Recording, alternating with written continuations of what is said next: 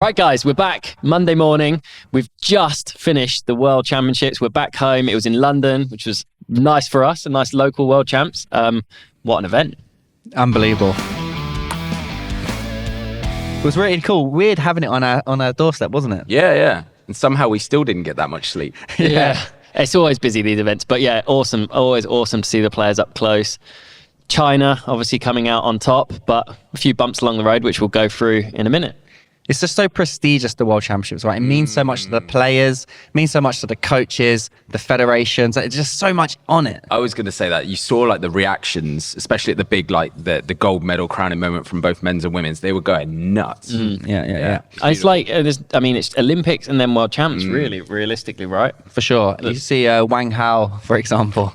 How much did he want to win? He looks like he was going to burst a blood vessel at one point. Honestly, I was like, this can't be good for your health. This amount of like stress and pressure, like it's not good. He can't have any voice left now. Today. No, he needs a Lemsip. The best bit actually was, I think you caught it on camera as well. I caught it when we were watching it.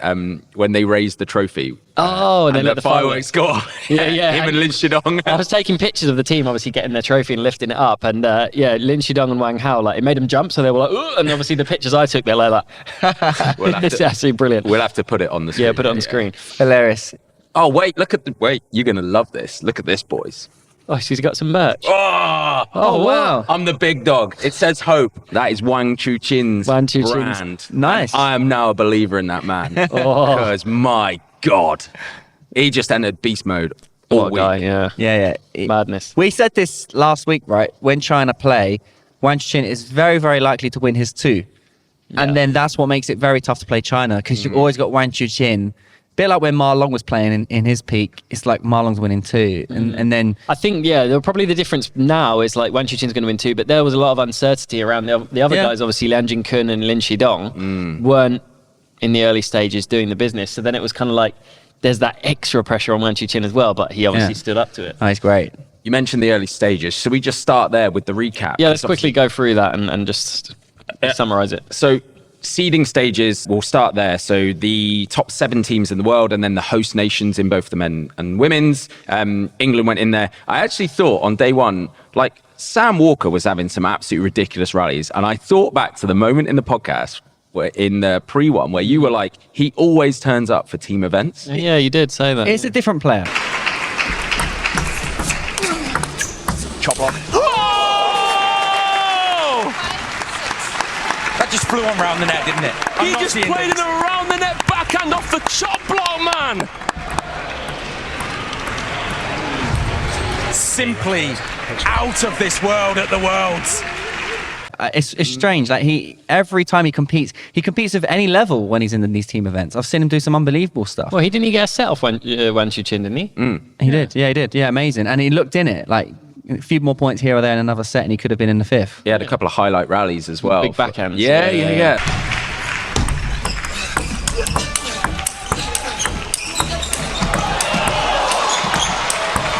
Oh my goodness me.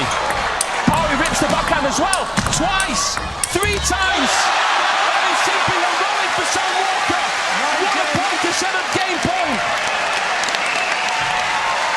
That was an unbelievable rally. It's got both sets. Lots of feeling. But yeah, if we go to Group 1 then, because that was where China, Sweden, Korea Republic and England faced off. I guess the highlight from that is China losing their first team men's match in 26 years. And then losing another one. The next match lost it as well. Yeah. Just insane. Crazy. I mean, it has to be said, obviously, one was without Wang Xu Xin playing. Yeah, the Korean one, yeah. But still, it's still unheard of. They could rest players in the past and it wouldn't have made any difference, right? They'd still win, so... I got a theory. So... Talk to us. I feel like they were just in group stages early on. They were making a lot of unforced errors as well, and there was a lot of like ropey play, even though, don't get me wrong, by their standards. Yeah, by their standards. They just took a while to adapt to the conditions, and the others seemed to be a lot more just on it early on. And also, as you get to the later stages, right, of the event, Like in the group stages, if they lost, they lost. It didn't matter. They're still in the tournament, right? Yeah. Whereas in like the knockout rounds, quarterfinal, semis, final, if they lose, they are out of the whole event. So the pressure, Wang Hao's different in the corner. The players are more focused going into the match. You know what I mean? The loss wasn't as big in those group stages. So maybe that helped the other teams just swing and go for it. Whereas Harimoto looked to me nervous a little bit in that final when he played Lin Jin-kun. Yeah. He wasn't the same Harimoto that you normally see. Yeah, he looks a bit nervous. He knows if he loses that they're going to lose. Whereas in the group stages, you're relaxed. There's nothing to lose. You're like, oh, I've got China here. I can just go for it. It doesn't matter. Yeah. And I guess like from an opponent's point of view, like, you know, they're maybe not as confident as well. So it's like, I'm going at them here. And I guess for like Lin Shidong and for Lian Jin-kun, after those losses, so they lost to Korea and then they lost to Sweden as well. I guess like the worst has already happened. Yeah, everyone said you might lose. Yeah, exactly. Yeah, and now you've lost. Yeah, the only way is up. Well, in fairness, then the only way isn't up. They could have lost again, right? Yeah, but I get what you mean. It's kind of like, well, yeah, that's happened now, so we've got to deal with it. Yeah, I mean, it was Lin Shidong's first world champs as well. I'm pretty sure, right? So again, he is young. You got to. It's easy to forget, like, you know, they're not. It wouldn't surprise me as well. Obviously, we're not in China, but we know that the Chinese news is massive during the world champs. Yeah, like crazy. I thought you were going to say about food, because often we've seen them before, like they bring their own food. So there's like a little side street off where there's loads of restaurants. So Subway, you know, the baguette shop. Ma Long, we were with a girl who speaks Chinese. Ma Long's there, and he's walking past Subway, and he's like, "There's nowhere to eat round here." And of course, there's like Wagamama's, Pizza Express, all this for like us Western lot. Yeah. But yeah, for him, Interesting. so I wonder again, like, are they a bit more uncomfortable? Yeah, like, maybe. Yeah. But there was a time where the Chinese team bought all their own food. Yeah. We've seen that before, where they bring in the catering. Yeah. Interesting, isn't it? Yeah. Because I mean, it's no different for a European player going to Asia. It would be the same thing. If you're walking along a street in Asia, it's unfamiliar food. You're like, there's no normal food for me to eat here. It's strange, you know. So it's, I guess it's just, And the sleep schedule. swings and roundabouts. Yeah. You should have took Ma Long to Wagamama's. He'd have loved it. Give him the special. Yeah. Katsu chicken. He'd have loved it. He we'll probably get to it a little bit later, but anyway, he was around, obviously looking like a don. Him and Didn't he look Xu Xin. great? Oh yeah. You know what's mad with Ma Long? You can just put the camera on him with any camera quality, any angle he's at. He could be doing anything. He could be scratching his hair, and he looks fantastic. Yeah, he's so like photogenically good. And Yeah, Xu Xin. yeah. I don't know if it's because we see them as Man's the got a goats. man crush on Ma Long. We all do, don't we? Yeah. everyone. Let us know in the comments. Do you have a man crush on Ma Long? But it's like, he just looks great. But I think it's because we all in our head, like, he's the GOAT, he's the best, he's the best. So then it's like Ronaldo and that. You see them as like, they're icons. They're amazing. Ma Long and Xu Xin were in the training hall a lot, so I was like, I'll go and get my selfie with him, man. You got to do it respectfully. So like, I walked over, like, a quiet moment, and he was stood there with Xu Xin. So hi Ma Long, like, can I get a photo? You know, at like World Cup, the first few days where he was like super chatty, happy, and then the day before the tournament, like, he dialed in, almost like shut everything out, and you couldn't really get that much out of him. He was like, he just looked at me and nodded. So I took a photo, thanks so much, and he just nodded, and then went straight back to staring. This was before the French match. He was watching Flavien Coton doing like 3.4, and I was like, oh, like, Studying him. He's flicked the switch again, like he's here playing. Yeah.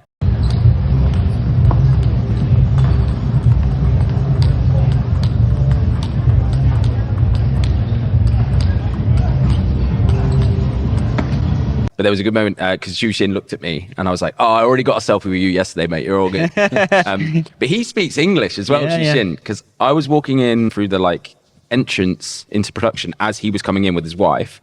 And I set off the metal detector because I had a metal bottle, and they were like, oh, come here, we need to search your bag, and you can go straight through. And I was like, oh, I love that this like multi-time Olympic gold medalist, former world number 1, like one of the best we've ever seen. And you don't care about him, you all care about me. And he turned around and laughed, and like as he walked off, I was like, yeah, shit. I'm pretty sure the Chinese national team now all learning English, right? Because remember there's a time when Ma Long spoke English, and they said, Wang Xu Xin's English is really good. Yeah, it's good. Yeah, Lin Shidong as well. So yeah, just coming back then to this Swedish game that they played against China as well, because one of the standout performers, Elias Ranafor. Yeah, he's a great player. Yeah, like that backhand serve and then just bombering away.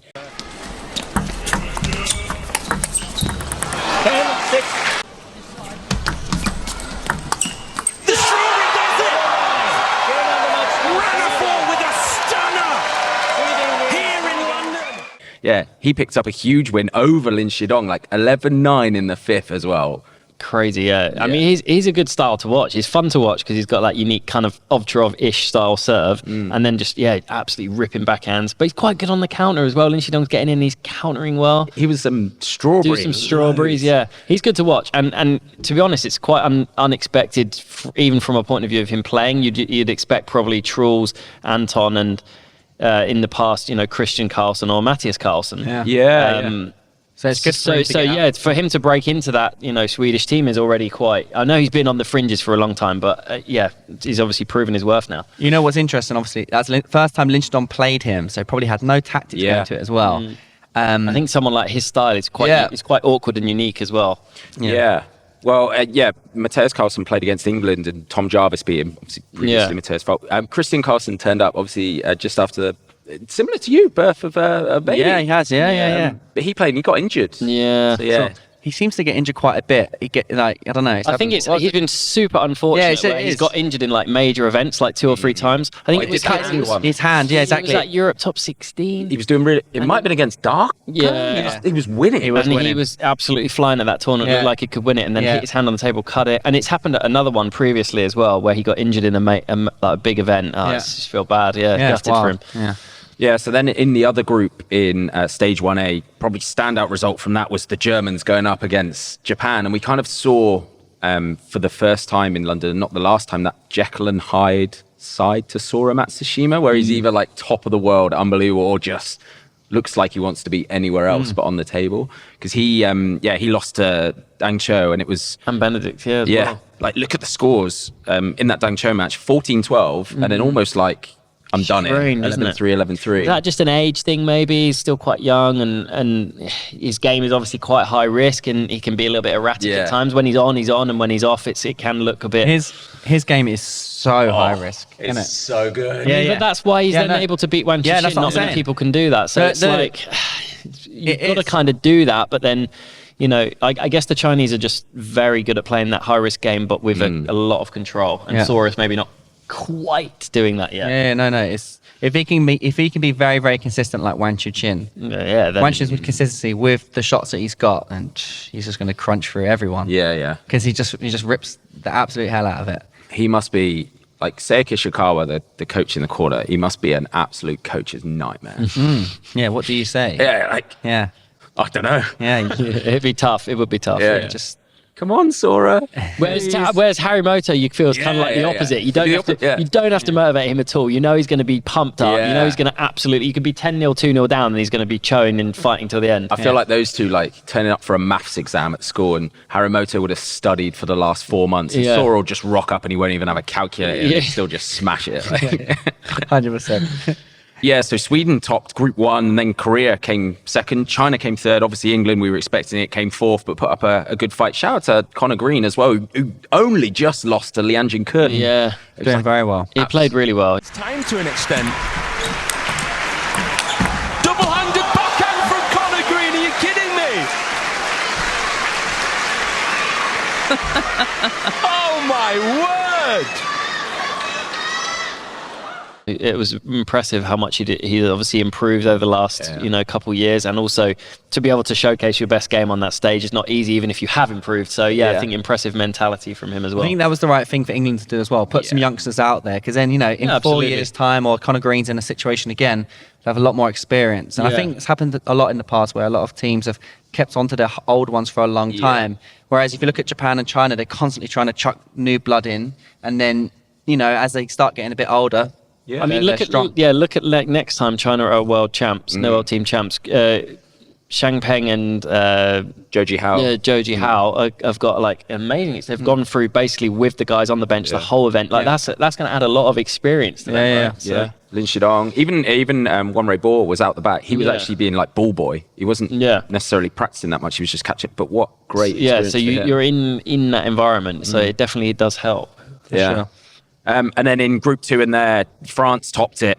Looked pretty pretty Strong, bulletproof, yeah. didn't they? Yeah. Amazing. Yeah, so that set the seedings anyway in the men's side. For the women's, really standout performances from Romania, who were in Group 1, beating Chinese Taipei. And they also came up against Korea. South Korea, who like really struggled. Shin Yubin, I think there was a bit of an injury, but she couldn't bring her best game to it.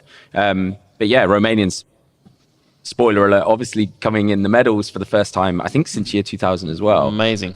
So yeah, we'll get onto them in a bit. But really, it was them who were kind of did really, really well.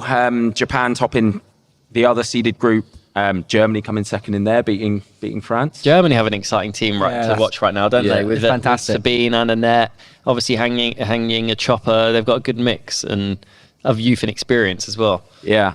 And then in the qualification rounds that took place at Copper Box, largely went to where you expected it to go. All the kind of many major shocks seeds. were there, yeah. Exactly. Let's go into knockout rounds then. Rounds of 32 in the men's, probably there was some big results. Croatia and Italy had a really good ding-dong. Oh, yeah. 3-2 went all the way to the end, and Gacina coming up with a big win. But yeah, John Oyebody beating Puzza, which is just awesome. I mean, Italy have done exactly what you said earlier, Dan, about bringing in youth. They've not gone with Boba Chica, and I don't know whether he's injured or what, but whether it's just a selection thing.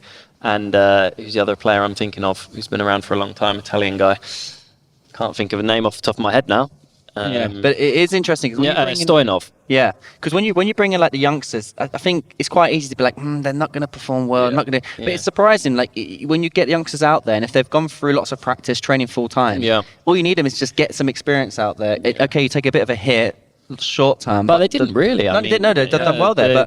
But I can imagine Conor Green, for example, in the next 4 years now, he's going to get some really strong results. He's solid. He looks calm, collected out there, and that's what you need. And playing Bundesliga next year, I think. Yeah, that would be massive for him as well. You know what set him on his way? Playing TTDCast. Actually, funny enough, we bumped into him outside the venue when me and Dan were down there on Monday, and he was like, yeah, it's great, thanks guys, because we were saying, you did really well, and he's like, yeah, it's good, it's been a long way since Wilderness Daily League. I was like, yes.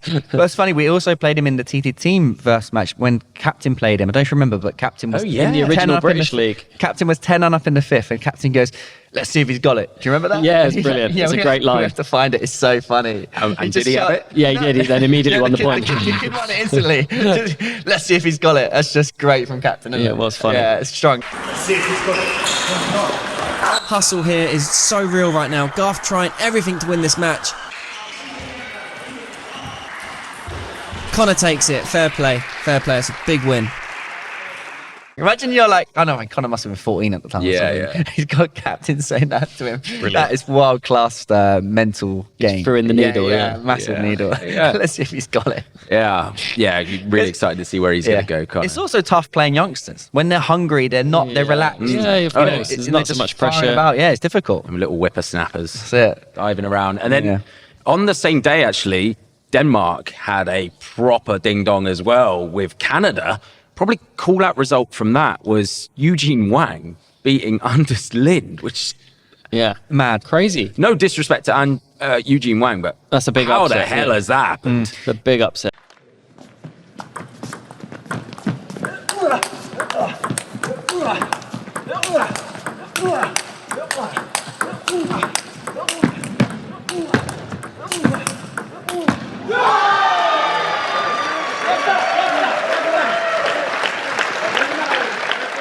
Eugene Wang's been around for a long time though. So he's got a lot of industry standards in him. You know what I mean? So he's got the basics strong, and you know what I mean. Like the depth is so strong. And you know, I know it's still a wild upset, but if Anders is a little bit off as well, Eugene has that. I was going to say about the Canadian number 3. I'll be totally honest. I've not heard of him before. Simeon Martin. And I know he beat Rasmussen in that game, but also when they played Belgium, he had a really good win. I think he won against Neuting. Yeah. There was also Rasmussen, one of the two. I think the decider in that one was Allegro versus Edward Lin. You might have seen it. There was some serving controversy. Edward Lee was putting in the dirty kickers. They were despicable. And it probably, in fairness to Martin Allegro, it probably didn't help him that he's left-handed. So he's on the wrong side to see when someone is serving in that style. And there was a bit of controversy in there. Yeah.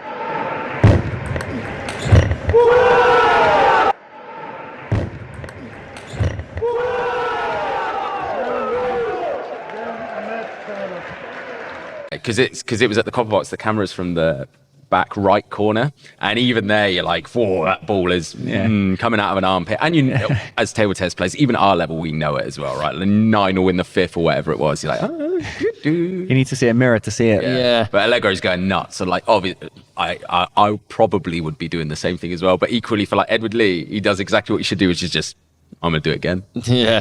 Yeah. It is what it is. Swing the kicker in when you're in trouble. Yeah. Yeah. Other than that, then we gave the kind of. I gave them the big build-up in the previous pod, North Korea, and then they didn't turn up. Yeah, that was. There's loads of comments. If Tom pulls this off, Tom lost it. Yeah. Other than that, there was a big throwdown. Kirill and Alvaro Robles. Kirill came out on top there, 3-0. Interesting. Next Worlds, but it's the singles and doubles events is in Astana in Kazakhstan next year, and then the next teams the year after is in Fukuoka, Japan. Fang Barbie in that one. Well, he said he's not going to play international. Apparently he's not playing international. Fascinating. Just I WTC. throw him in though. Yeah, Just sling him in. WTC. You could, mate, that generation, you could put Fang Bo in the final now, I reckon. Yeah. I reckon you could put Wang Hao in the final. Do you reckon? What, of singles? Is that pushing it? Marlin was there. That's It's like, bro, That's pushing it. Bro, they were good, no? yeah. Yeah. Yeah. A bit good, yeah. Yeah, just a bit. Do you know what would be fascinating, actually? Do you know, like, we still see a bit of Waltner playing and Jorgen Persson, there's like the legend stuff going on. But it would be so cool to have an event where Wang Hao, Marlin and that are still playing. Like some sort of legends thing. Yeah. But they actually played it. Because I bet they would be unreal. Yeah. Yeah, they'd still be good. On to like previous amazing players. So where the commentary booth was, it was English, then Chinese, then Japanese. So behind me, so like I'm obviously on colour at like some points to give like tactical insight. Obviously, like local league player shouldn't probably be in there in the ideal world. Next up from me, giving tactical insight, is Yan An on the Chinese. So like former absolute worldie. And then you go up one more, Jun Mazutani's there. I'm like, I feel like a bit of a fraud. I'm out of place here somewhere. Yeah. They must have been looking at me like, who's that guy? He must be amazing. Yeah, I don't remember playing him. I thought they were like Paul Drinkle's nephew or something. Yeah.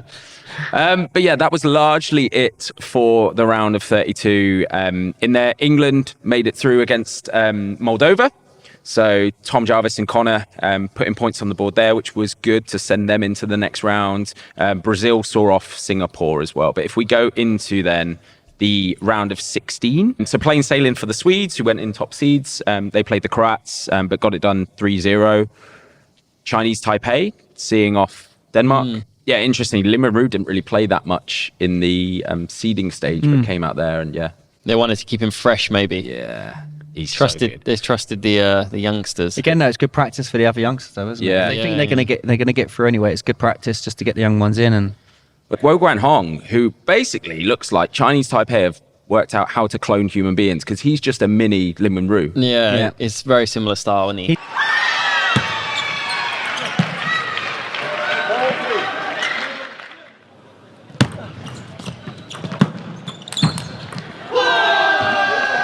he's a mini Lin Ru, but I also feel like he's got Timo's forehand. Ooh. You know the way Timo catches the ball? That's a like, compliment grips and a half. It is. No, like those, if you watch Lin Ru, he's got a nice forehand. quite He doesn't have smooth. he's smooth. But he doesn't have like that really fast forehand. Not so much with The snap of the elbow. Yeah, like which Wang Chin has. I think that snap is really important because the times the player just blocked his balls long, he's getting so much touch. You know that Timo thing, that really fast.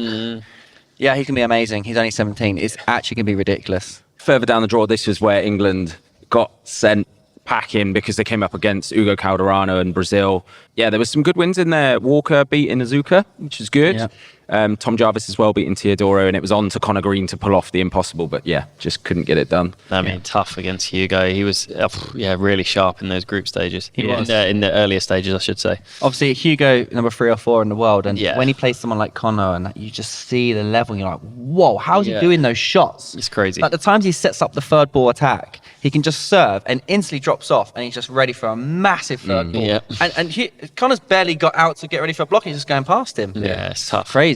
Yeah, it's insane. So then we get into quarterfinals. Yep. So top one was Sweden versus Chinese Taipei, which, Lin Ru came out and beat Truls. Truls, You mentioned- we'd heard rumbles that he'd had a bit of a back injury, but I think he's confirmed it was a shoulder. Yeah, well, I saw him after one of the games. I think it might have been the previous round to this, and he had like an ice pack strapped to his shoulder, and I did wonder, like, is it a precautionary thing or is it an injury? But he said in an interview actually after the whole event, he was like, yeah, the doctor said I probably shouldn't really be here playing. Oh, wow. I saw that, yeah. Yeah, so, yeah, he obviously wanted to play the Worlds. It's a big thing, but yeah, maybe he's got a chance to kind of rest and recover it now, hopefully. Yeah, before the Europe smash. Well, it'd be US smash on WTT. Yeah. Is that July, I think that is? Yeah, Europe, July time. I saw a thing 50-day countdown recently, so it's not far That'd away. be US, yeah. Yeah, US Smash one, yeah. And then Europe Smash, obviously, he's defending champion there. That's in mid-August. Yeah. But yeah, on here then, Guogan Hong, the youngster coming up, he came up with a huge win in 3-2 over Anton Schellberg. I mean, that was the key one, that was really, it. for Taipei to win it. That's actually where I watched him, against Anton. His spins was on. Anton was just like trying to hold it, and it's just. I actually thought Anton was playing really good in the event up until that. I mean, not that he played that badly in that game. It was just one of those ones. But Anton was looking really sharp. He was. So Chinese Taipei got through there 3-2 to confirm their way through. The rematch from the seeding stage, Germany, Japan. So Germany won it first time round, but it was revenge for the Japanese. That must be so frustrating from like a German point of view. Yeah. Like you beat them in the group where it doesn't matters obviously, but it doesn't matter in terms of like progressing to getting medals and going through the knockouts. It's frustrating. I'm not sure I love the format where, for example, China can lose twice and then win the whole thing. I was about to say I don't love it. For the next one in Fukuoka, would you want to see the same seeding stage again, or like personally, if I could choose, I wouldn't have it like that. I just think if there's a tournament where you can lose twice in the group and then win the event, it feels off. It feels like. I understand it. It might actually be a bit confusing to people as well, because I did see a lot in the comments, right, on the live stream, like, these played already. Yeah, well, there is that as well. Yeah, so there's that element, but also... You'd think if they were in the group stage, they'd go to opposite sides of the draw, but obviously being 4 in each group, it wasn't possible for them all to be. I also think it'd be interesting, though, how the players feel on it, because, obviously Troll's come out of an injury. Maybe if he didn't have all that energy in the groups, he may have feel better in the main draw, and they're playing a lot, the players. But and I know they play each other a lot, but playing someone 2 days before you're going to play them again in a quarterfinal or a big round of a world champs, it's difficult. Yeah, it's strange. Yeah, I like the idea of starting the tournament with a bang, and when you were there and the 4 tables were going, from a spectator point of view, it's quite cool. From an event point of view, it's really cool, and but players, from like integrity and like the winners won, it feels off. Yeah, it doesn't feel right. It'd be interesting to know what the players think. I think at the end of the day, if the players are happy with it or not happy with it, then it needs to probably go down to the players as well. Yeah, because that's it's them putting all that energy in. Because it's even like us at our level, right? If you've got to go and play someone that's your level a bit better, you've got to put a lot of energy in, a lot of energy. And if you're in the World Championships, you've got to think about how much you're eating, your recovery for the next match, and then you've done all that effort in the groups. And then you're going, I'm in the quarterfinals, and now I've got to redo all that again. It's a lot of effort. And the teams that have more players, like let's say China, have more depth, or then maybe they don't. Like Chinese Taipei, like you said, rested Lin Yunyu quite a lot. Maybe some teams can't do that. Don't have enough players, and I don't know. It was weird from a commentary point of view as well. Almost like if we peaked too soon, because you got to the end of the seeding, and then you got to the round of 32, and. No disrespect to all the teams that deserve to be there. It's not the top teams facing off each other again, is it? So it's You saw a lot of 3-0s where it was like okay, and like you had to build it back up piece by piece. Interesting. Yeah, I mean it's almost like 2 separate events, isn't it? Really, but yeah. But yes, back to Japan, Germany. So in that seeding stage, Dang Shu put 2 on the board against Haramoto and against Sora. He wasn't able to do it. He got flipped over in both this time around. So Japan went through. Well, that kind of brings to my point. I'll just briefly go on it. It's like, well, the Japanese coaches would have analysed those 2 games that they've lost. I know. Obviously, they would have played before anyway. But having that immediate thing to analyse. Okay, 2 days ago this happened, and straight away, right? Let's change this. In a month down the line, it's different. But 2 days later, it's pretty relevant. Let's do this, and it resulted. Let's make sure we don't do that again. Blah blah blah. And the Japanese team have a full set of notational analysis teams full time, working on the matches. I've actually met a few of them, and they're in the crowd and they're just analysing every match. Yeah, like, they don't leave anything left out. Do I they? spoke to one of them once. I think I mentioned it before, but it was Jim Mitsutani versus Fan Zhendong, and he said to me like, "Oh, when Mitsutani flicks to this corner, he's not won 1 point throughout the whole season." You probably shouldn't do that, John. Yeah, so they know next time, John, when you're in that backhand flick Don't position, start flicking there, son. you must go to this position because you've never ever won the point doing that. But it's such little things, right? Now maybe the German team don't have enough resources to have a notational analysis person. Yeah, like Chairman doesn't have the resources for it because he can play someone and play them 10 minutes later and he would have forgot the tactic. Yeah. So Chair, when they had the best forehand in the world when you pushed long. Oh, today, I didn't notice that. I was just trying to get the ball It on. took a while to get Chairman mentioned in the podcast. Normally it I comes in thought, early why doors. not? He did one in local league this season where he's come off and he's like, and we were like, you didn't really struggle with the pimples, and he's like, he's got pimples. That's beautiful. I don't know if we've had this. We probably have had this story on the podcast before, but I'll quickly bring it up. He was playing like a local league match back when he was living in London way, and they both put their bats. Him and his opponent put their bats down on the table before the game. Now they've gone to start the game, and Chairman's picked the bat up. He's played the first set, and he's going, I don't know what's happening. My forehand's just going down to the net. And then he like looks at it and he realizes it's like pimples or anti-loop, right? And he's like, and he's obviously played the whole set with the other person's bat. Is that roughly correct? No, you're on about the one when he. So you're very close. He did the whole game. Oh, he did the whole match? whole game. Oh, Lost so in it the wasn't fifth. just one set? Yeah, no, Lost in the fifth. He did quite well. No, he took his teammates. There's a guy called Dave Emery. Oh, teammates' bat. So I was close. Yeah. So basically, he went to take his bat, right, to play the match, but took Dave Emery's bat, which is anti-loop on one side, like some dead Shriver on the other. Plays the full match, loses in the fifth. It's like, oh, God, yeah, I was horrible out there. I couldn't play. And then Dave Emery goes, hey, hang on a minute. You got my racket. I've used that all match. I thought my forehand was going down to the net. That is amazing. That is really good. I thought it was just one set. Yeah, we're slaughtering Chairman here, but he's an intelligent dude at the the same. It's a weird one, isn't it? That's why it's so a strange funny, one. 'cause he's not daft. You'd want him in your trench. Oh, absolutely. Right, could you imagine? Yeah. Yeah, you absolutely would. Yeah, like Absolutely would. if you time traveled back 1,000 years, you'd want to go with him. Absolutely. You'd be like, Chair's a woolly mammoth there, you better go deal with that. He'd be like, all right, son, We need leave it to fire. me. Yeah. Who'd you have the beast in your trench 10,000 years ago or the chairman? we were talking yesterday about the Beast. Yeah. We were like, can you imagine him? We were at Burger King at the time. We were like, can you imagine Beast working here or like in the drive-thru? He's like, would you like a napkin? Yeah. Yeah. Can I have some ketchup, please? No problem. Here you go. Oh my God. He really would be doing that. What's he doing? He's in He's in America at the minute, coaching out there. Yeah, he's back in June, and he's been out for a long time. He's enjoying it, I guess. Yeah. One of the other quarterfinals was about revenge as well, because the team that handed China their first defeat in 26 years went up against them again. So Team China bringing back in world number one, Long Xu Xin, back into order. But for the Koreans, they also brought Jang Woo-jin back in. Yeah. But it didn't matter, Yeah. because this was the one where Oh Jun-sung actually went up first against Long Xu Xin and went 2-0 down.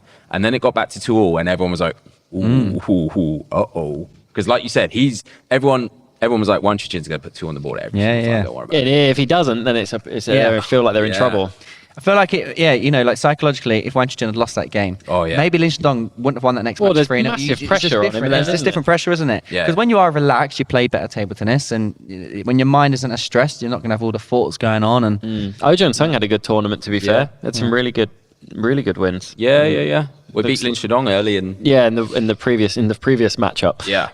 But yeah, so then, Wang Chuqin stood firm, got it done in the fifth against Oh Jun-sung. Lin Shidong then, that was the one where it was against Jang Woo-jin, and then kind of you'd seen him be really, really passive and like just get kind of run over. And then he was really up for it. This one, yeah. He was legging it round. He was Fist screaming in the air, running around the court every point. He's like, running And around. then It's great. on commentary, so he'd absolutely first game was 11-3. He was absolutely tanking him, and then he got to maybe like 8-2. Oh, he was well up in the second one, yeah. I was on comms. I was like, everyone said he lost his bottle, but he's here. And then suddenly it's 10-all. And then it got to 10-all, and I was like, Oh no. uh-oh.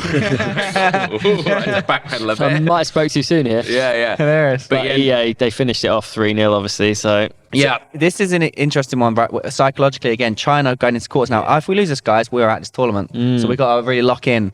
And I think that helps a lot when you know you like as in the group stage earlier. You know they're in the quarterfinals, so they lose, they're out, so they have to bring their energy. Like Linchdon's energy was different in that. Wang Hao was probably like, guys, we cannot have a repeat of that as well. exactly. We need to be on it from point one. Well, if they went out there as well as no medal, they don't even go home with bronze. Yeah, imagine that. Like unprecedented. Yeah, it's true. Yeah, so China went through 3-0. Then it was Brazil versus France. And this was the real coming of age of a man, well, I say a man, a boy that we know. Who? How many points did Chairman get against Flavien No, it Coton? was looking ropey at one point. Yeah. 1-0 here. Cheers off to a flyer.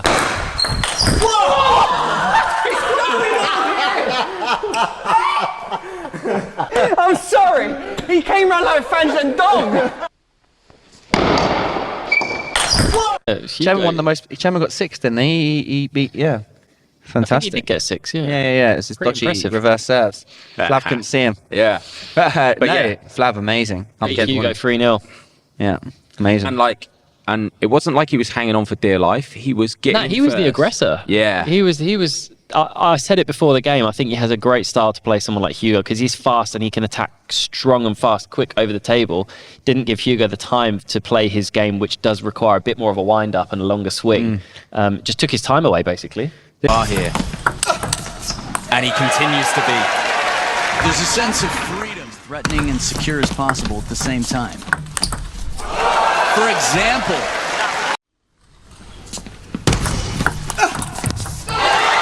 we have just seen a coming-of-age performance from Flavien Coton. This is another example of the French putting in a youngster here. They could have put Yes. Gauzy in, Yep. but they didn't. They're like, right, we're going to put our youngster in who's got no experience in the Worlds. So yeah. You know, and it's been brilliant. Like now they've got another 4th world-class player who they think can trust on in any situation. That's the strength of France. I feel like they're all pretty even. Okay, I know Felix and Alexis are probably just that slight step above in terms of level, but Flavien and Simon Gauzy are not far behind in Thibaut terms Poiré as well. Man. Yeah, Poiré again, another youngster who's amazing. Yeah. I've said this to a few people, but not many people have agreed that much. But to me, Flavien really reminds me of Ma Long.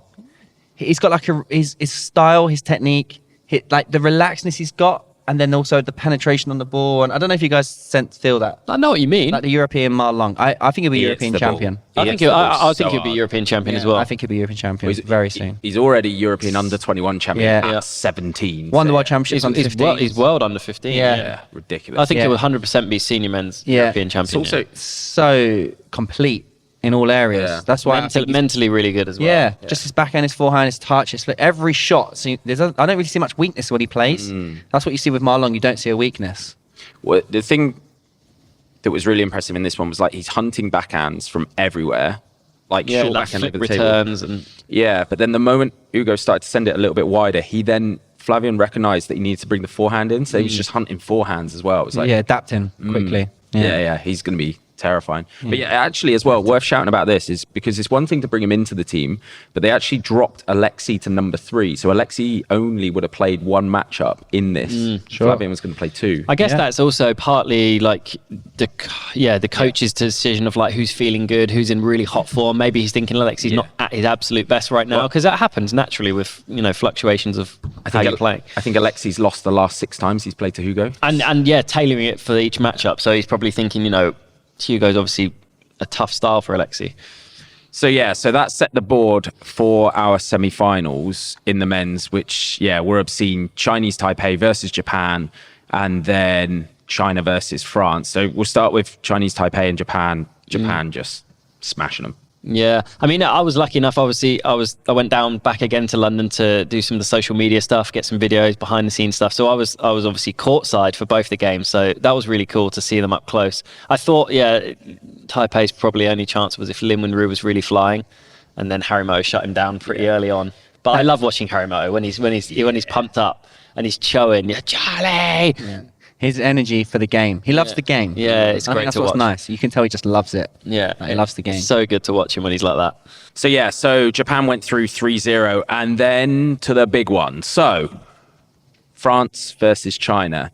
Me and Fraser were on comms for this one, and we were basically trying to work. We were saying like, is this firstly bigger than the final? Because if China get through, then they've kind of already proven that they can beat a very strong France, and chances are they're likely to beat Japan anyway. If France go through, then actually, rather than being gold medalists, this moment's probably bigger. Yeah, true. Yeah, it was a tasty semi-final like lineup, and it's probably the first time where people realistically thought France had a great chance. Oh yeah, and they did have a great chance. If Flavien had won the first game against Wang Xu Xin, they'd have been 2-0 up, and then Alexis obviously had that crazy game where he won the first 2 sets 11-3, 11-1. Looking like he had match point. Total control. 10-9 in the third. We just looked at it before, didn't we? But maybe the most fun stylistic matchup is coming up next. 2 players who love to step off the table, who love to rip the rallies. This is going to be highlights galore. Liang Jingkun up against Alexis Lebrun. And guess who's got the last 2 serve combinations?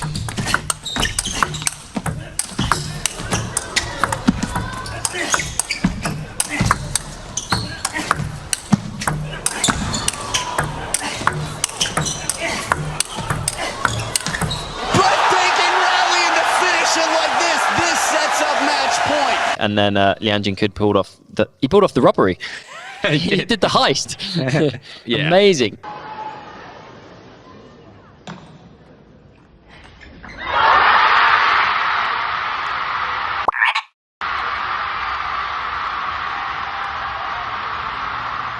And this is what I think's made this event so good. And over the last few years in general in table tennis, we keep saying the depth of table tennis is so strong. But like, you know, many countries now are just so good. And even if Denmark was in there and they found a way to get through, like, Anders is playing so well. Like, there's so many players now that could just cause issues. And then when a team are all just firing and clicking like France were, it's just amazing. Because there was a time where you'd go to these events and you know exactly the results. And I think that's why the stadium was packed. You know, all the Chinese fans were worried, were China going to lose? Because they know that there's a chance they could lose. Again. And that just makes it fantastic to watch, right? I mean, the best thing about sport is when you don't know the result. Yeah. And then that is sport in a nutshell, isn't it? You might win, but you might not. But then when there's a level that's so good, and then you know who's going to win. Yeah, the gap's too big, it's boring. Yeah, the gap's too big, it's boring. Yeah, it's like, you know. It's predictable and it's not. Yeah, you don't get that unexpectedness. But actually, I think the gap is leveling up now, and is narrowing massively between the rest of the world and China, which is a good thing. And obviously, they still won, but I think China prefer that as well. Like, even the Chinese players, the fans do. I heard there was a time period where in China actually the sport popularity was declining because they're like, well, we're dominating, we're going to just win. It's boring. So for sure in China, it's actually probably growing now because it's like, whoa, hang on, we've got to really turn up with our best team here, or China might not win. Yeah, I'd love to see the viewing stats for that semi-final. I reckon they'd be off the charts. And in France probably, because it's getting popular now with the Lebrun brothers and just in general with following their team. You know what was really cool? The crowd. So normally it's just packed Chinese house, Jai, Wang Xu Xin, and you don't hear anything else.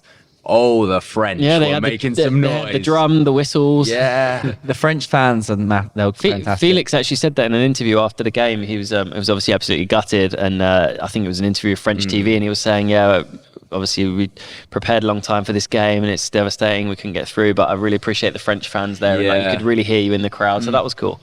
But yeah, this one really smart. I mean, to your point earlier, Tom, about Flavien Coton going up against Wang Xu Xin first, like he gets in first, he definitely has a shot at that. Yeah. No, it's. I think Flavien. That was the big one, really, for France, wasn't it? If Flavien would have nicked that. Yeah. No. Alexis. That's. Yeah, but what I'm saying is, if Flavien had won that, it'd have been 2-0 to France. Oh, I see what you mean. And then Liang Jingkun from 2-0 down against Alexis is a lot harder to do. It not just if I lose this match, it's going to the next game. If I lose this match, we're out. Yeah. That's a different pressure for Liang Jingkun then. For sure. Yeah. Because worth saying, Felix went on and beat Lin Shidong. Again, it was close, 11-9, 11-9, 12-10. Signs of life from Lin Shidong. He's lost the last few times to Felix as well. Yeah, it's a bad style matchup, I think, for him. Absolutely. And exactly the same way that it's a bad style matchup for Felix against Wang Xu Xin as well. Yeah, and obviously, proved to be that way in 3-1 in the last game. Yeah, so that was it. China answered kind of all the doubts to set up the final. The best two teams from the last, 2 decades? Yeah, throwing down realistically, And China then into the final and eventually winning it 3-0. And again, another monster comeback. That was crazy from Liang Jingkun. Yeah. Again, I think he was obviously 2-0 down, but then we were talking about it earlier off camera that in the 5th set he was 6-1 down. Yeah. against Harimoto and 8-4 down as well. So that was crazy. Yeah. You know what I felt like Lin Chun was doing technically? I feel like he was trying to just keep the ball in play. And Harimoto just firing it 100%. Yeah, it was almost final being game, for sure. intentionally the passive one, if you like. It's not passive as such. He's like, I'm just going to keep clawing this ball on. Just go back to the absolute basics. Yeah. Just Harimoto was the one kind of forcing it and taking the risk. Yeah, he was, And when Harimoto is taking his risk and he goes on, he's unstoppable. And that's when he has had these massive wins in the past. You know what? I think Lian Kun is the best in the world where he's under pressure and people are playing to his elbow and his body, and he's just like counters it from everywhere. It's unbelievable.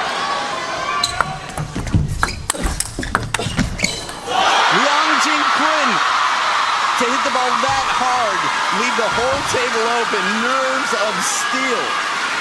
And look at Wang Hao there. Well, you reposted the story. You asked Harimoto like last year who's the best mentally, right? And Yeah.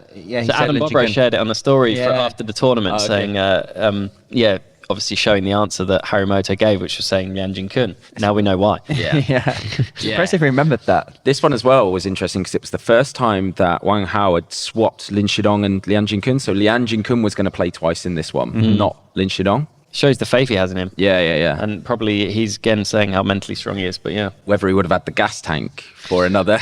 After that, but obviously he probably thought though if he can win that first one that they'd be all right. Yeah. And that was obviously proven. We forgot to mention in the previous match, but how great was Wang Hao in the corner? Oh my God. It's phenomenal to watch. You know, 3 minutes. China have won, so Wang Hao's a hero, right? Yeah. I feel like if China had lost that semi-final, you could have got a lot of stick. You could have argued you put too much pressure on him. Like, he was just going so insane.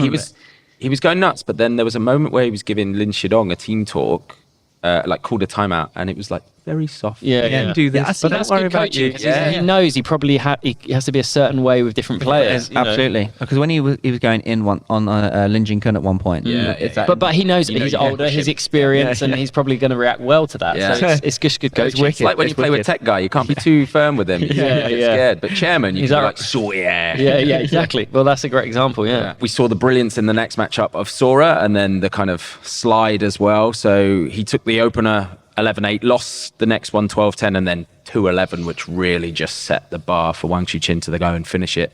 But again, like a really fun matchup, just two heavyweights. Yeah, some of the shots like Sora was hitting. Oh, insane! Insane. The best shots. He's got the best shots in the world when he's timing it. Yeah. Like this so fast. Even Wang Xu Xin sometimes just like stood and just looked around. Oh, it's ridiculous. Can't get near that. And then Lin Shidong, his moment up against Tagami at the end. Fair that play was cool, to him. and he's obviously like jumping on the table celebration. That was cool. Yeah, showing emotion. Showing the China. Yeah, badge. there was actually a time where I'm sure it was something like the Chinese don't like show emotion when they win. Yeah. No. Yeah, but now they do. Like they're just going wild. Yeah, it was good to see. It was good to see. After the semi-final, so Lin Shidong had lost to Felix, but the team were through. I was kind of hovering around the training hall because there was a big meeting. So like Xu Xin's there, Ma Long, all the coaches, and they get the team around in a huddle, and it was all focused on Lian Kun, and they gave him a big clap because obviously he'd just done the comeback. And Lin Shidong was like distraught, even though they were through, he'd lost, and it was Joji Hao who was like putting his arm around him and was chatting away to him, and they were going off and talking about techniques and stuff. And then in preparation to the final again, Joji Hao was the one with Lin Shidong the whole time. They were talking about stuff, even when they were sitting quietly in the corner. So fair play to him, because he obviously did a lot to build up his confidence as well. Yeah, that's what you need. Paid off. But I mean, a question for you: if you ain't going to beat China when they're at their absolute worst, when the hell are you going to beat them? That is the worry now, isn't it? Tell you what though, France were so close. France were close, and they will be close in the future, I'm sure. You keep saying if Flavian beat... if I'm beating Wang Xu Xin, they'd have 1-3 now. Nah. But 1-3 now. I will not have anything about... It's not about... Alexis got to take the... even Felix was crying after But even if Alexis would have won that, right, it's still not over. No, I agree. But it then puts you towards Flavian and Lin Shidong, and Lin Shidong in that headspace... Yeah, it would have been interesting. Yeah, I guess we'll never know. So just like that, Team China in the men's, they get it done, and they were very worthy winners. Let's have a quick look at the women's and how that played out. I guess probably out of the round of 32, shout out to Natalia Bajor, or Bajor. Massive win over Kwai Man, They're going to try and exploit you.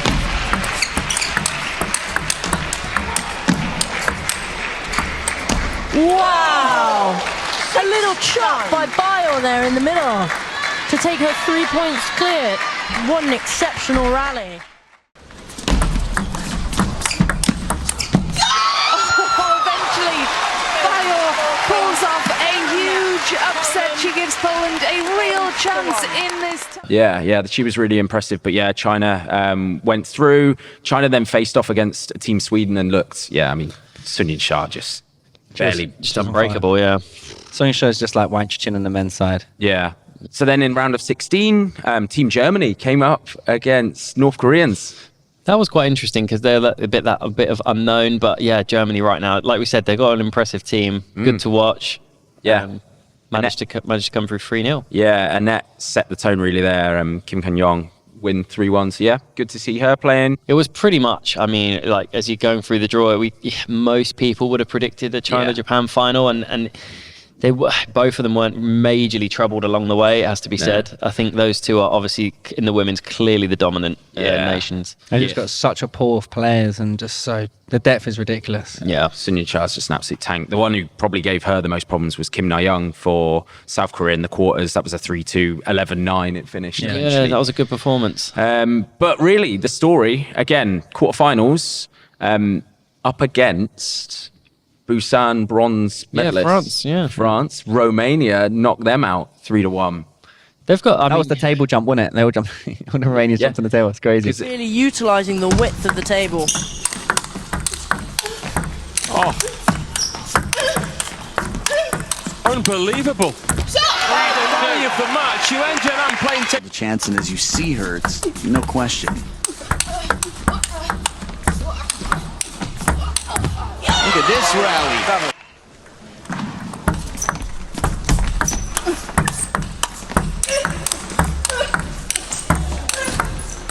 Oh, the big forehand. 11-6 game to Romania.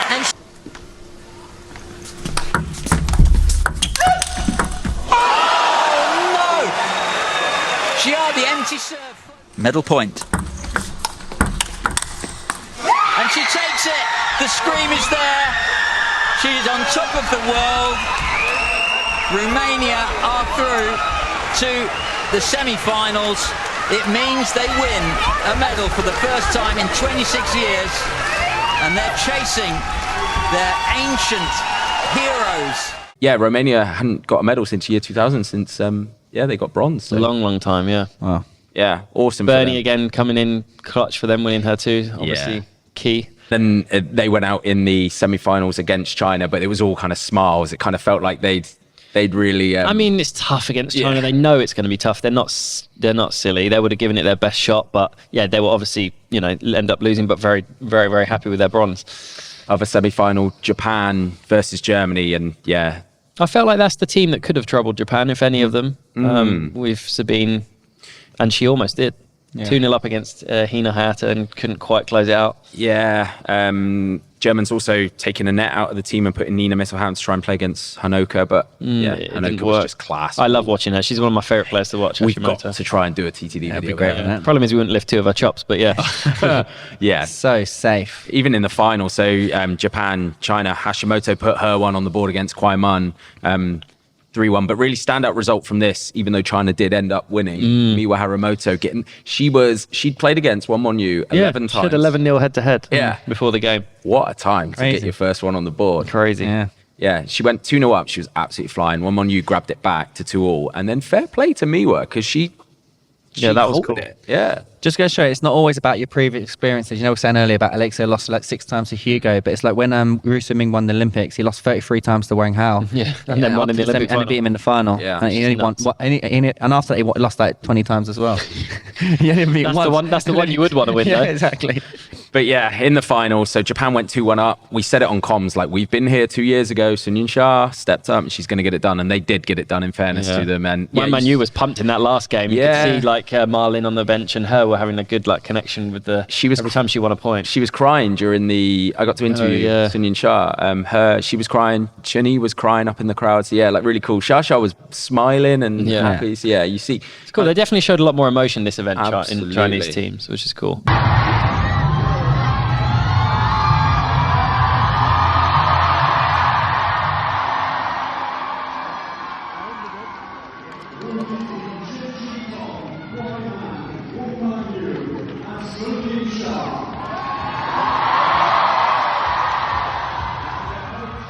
awesome tournament, and cool that we could be up there close, right next to the action. Obviously, Joe doing comms as well, so being in around the event, so it's good fun. I got a final question for you. Where do you stand on the Romanian team jumping on the table? So I was a bit, I think in all honesty, a lot of people thought it was not out of order, but it was probably a bit over the top. When there's not another match after, obviously fine, do what you want, like Linchidong. Yeah. But when there's another game directly after, it probably wasn't great, and I'm pretty sure the organisers would say that as well. Having said that, it's a massive moment. They've just won a world bronze medal, so emotions probably get the better of you, and we've all done things in the heat of the moment. I agree. If I was in their position, I would have done it. I was more worried that the table was going to collapse. Yeah. But yes, awesome tournament. I think as much as it would be cool to see Chinese lose, it was also cool to see them win. The comeback and curve, the redemption curve almost from the group. And really losses. care. Yeah, exactly. More often than not, like you say, you see them win, it's a bit robotic, it's a bit like, yeah, job done. This one felt like it meant a lot to them. Maybe having that group stage was a good thing then, because then we saw China there you go. come back. So maybe roundabouts. Yeah. Maybe. Comment below what you think, if the format is good or not. I've actually got a good question that I want guys to comment on. Was this semi-final, Chinese men's against China-France, bigger in terms of build-up and then what happened than 2 years ago with Busan, which was the South Korean guys going 2-1 up on Chinese men, given that men's team back then was Fan Zhendong, Ma Long, and True, Wang yeah, Chuqin. that was crazy. Which semi-final was bigger? That's what I want to know. Yeah, let's see. I felt this event had massive hype. It was great. Hopefully there's more in London. London had a good feel, I think. There's another WTT event in London. But it'd be cool to have more major stuff in London for sure. Well, we ain't got to travel to across half of the world then. Exactly that. We better wrap it up there, guys. Brilliant stuff, guys. Guys, as always, we're on the Table Tennis Steady cast here, so be sure to subscribe. You can check us on Spotify as well and all those good things. And guys, good chat as always. Good fun, guys. See you soon. See you later. See you around.